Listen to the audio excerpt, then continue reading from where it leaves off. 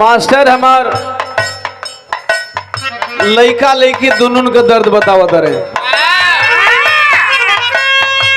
लइकी का दिल पर अगर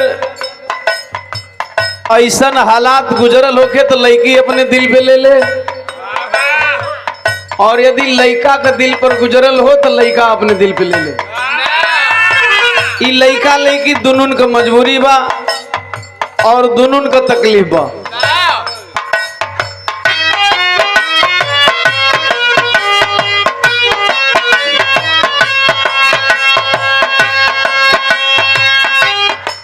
हाँ ये रब्बा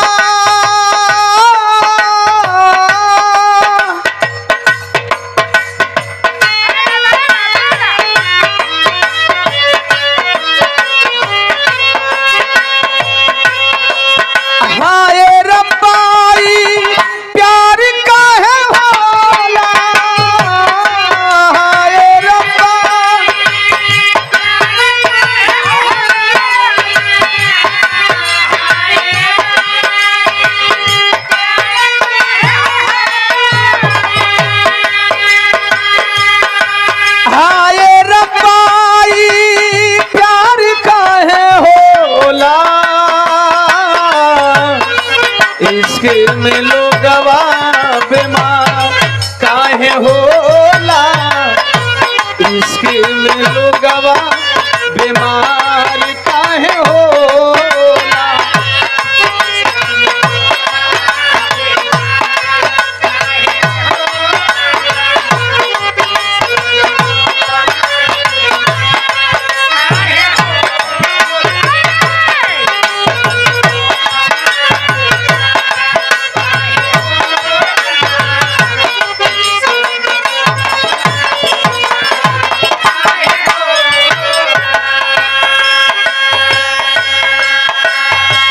सम्मान की कड़ी में क्रांतिकारी नेता, जुझारू नेता, कम्युनिस्ट के नेता